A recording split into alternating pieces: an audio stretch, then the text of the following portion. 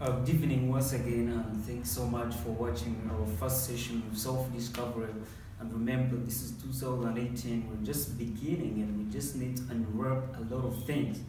I need to remind you that I'm working on a book. Are you ready to share your story with the world? Self-discovery. Yeah. So he's adding in something in our upcoming book, Self-Discovery 2018, and I just want to make sure that, and I ask you a question. I always ask people, since five years back, I decided to enter into my field, discovered myself. How many years have you been in the field? Well, he's about 12 years now. Yeah, he's been in the field 12 years, life changing, and in the field 5 years. But since we took a decision, we knew where we were headed to. Right now, I want to ask you, I had more patience right back at university just before I started out into the community.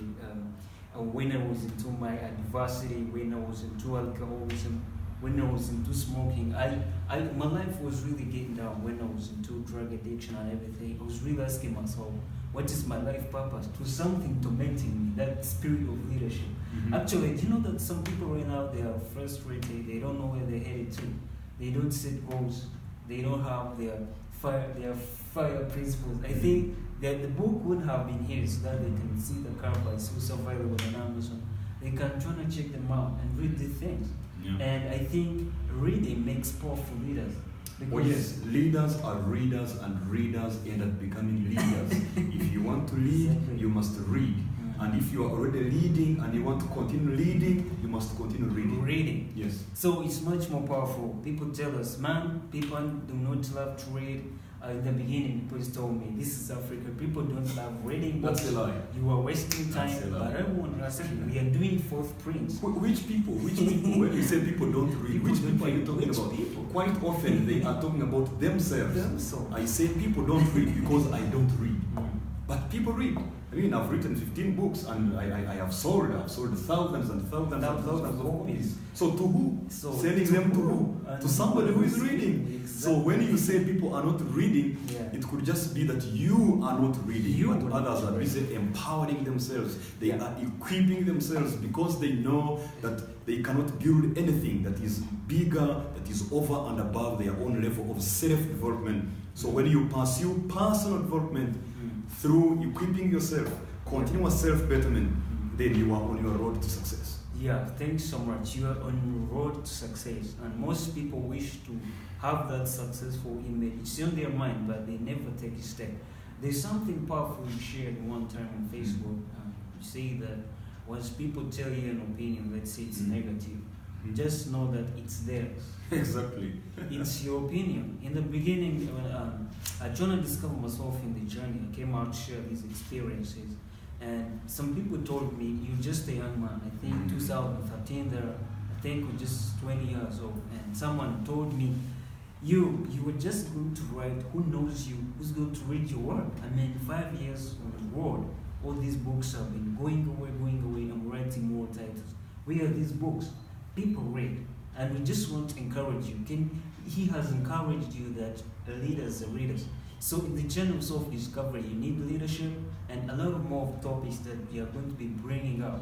So before we shoot for the second session, I want to remind you that the tickets are available for 100,000 shillings for our self-discovery event on 6th October at Serena Hotel, and this is a limited event of 700 people, and we are not adding on any, because we never wanted to make it much more general, because some people are really interested into personal involvement. There are those few people, that, like in the field. So one time you say that, these people we go and inspire, and they don't do what we teach them. They say he's a motivational speaker, he's a facilitator, he's a consultant, and he's here. You can add some light on it. Sometimes you say we should go back to the field and look for those people whom we teach and inspire and motivate, and they don't take action. Mama should send us a signal on what we can do to those who listen to us speak, but they do nothing about what we teach.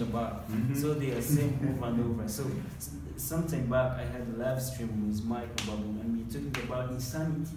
Yeah, doing the same thing over and over again. Doing over and over again. So while just expecting different results. Expecting different results. So life is not something easy. I always tell people that there are a lot of blockades, a lot of things that can take you on, and they can rob your dream if you're not too sensitive or careful.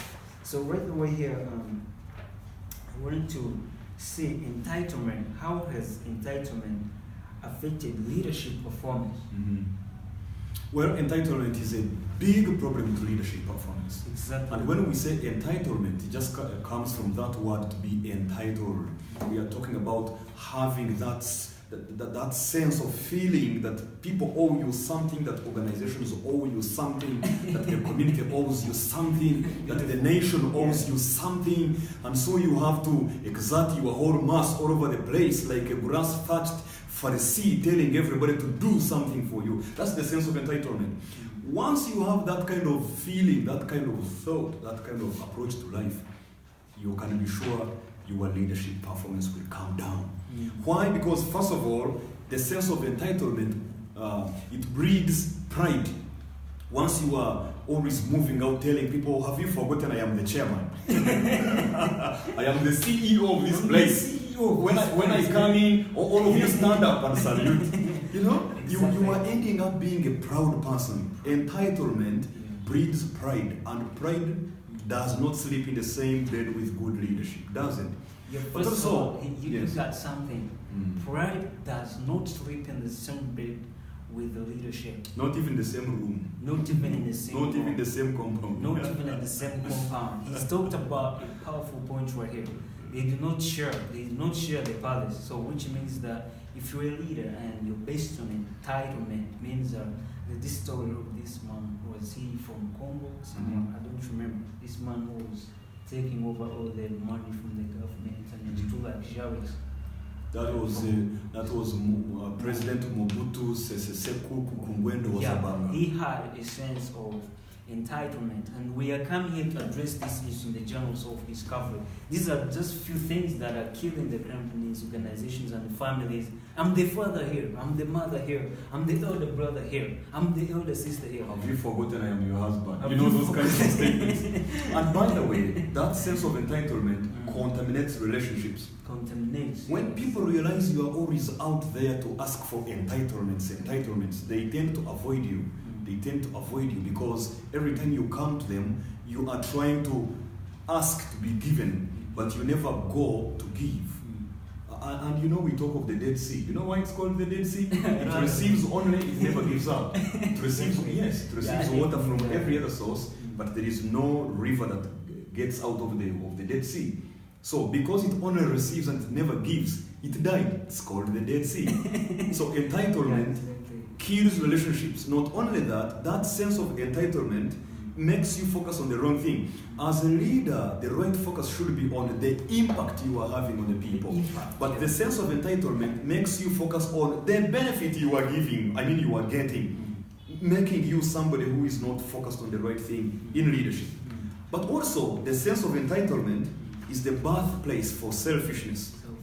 It's a birthplace for selfishness, and also it murders service, because you are, instead of saying, what can I change? Who can I help? What can I make better? You are instead asking, what is in it for me? What can I get?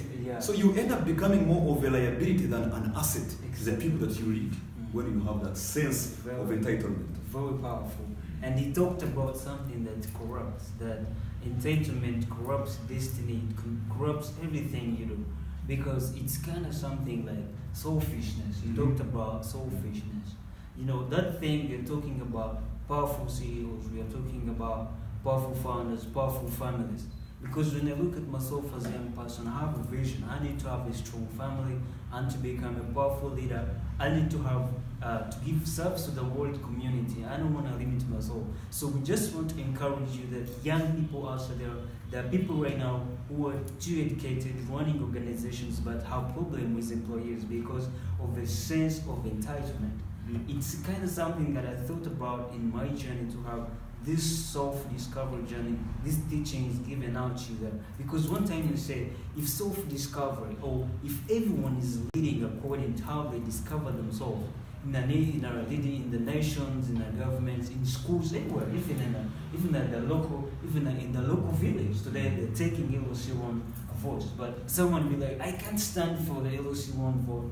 Even though you give me $1 million, I can't stand. But that's a powerful position, by the way. They're talking with someone managing the whole village. Yeah, even starting right away from being a class monitor, much more powerful. So before we share something about our second last point, upcoming, it's something called Achievers PowerPoint. This book is 20,000 shillings, and you can always contact me. You can always browse Inspired Leaders International and have this personal development tools. These are the ones you need. Or you can go to Amazon.com. You can go to www.amazon.com and check them out. He talked about things that he said is something which are that why hope your destiny die? Why hope your destiny die? Like we're talking about. So if you're into entitlement, you're trying to help your destiny die. That's true. That's true. Takes you. There are people who are always complaining about what other people are doing to them, always complaining about the circumstances in their country, without complaining about what they themselves are doing against their own destiny.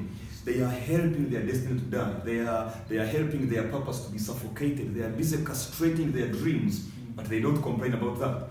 They only complain about what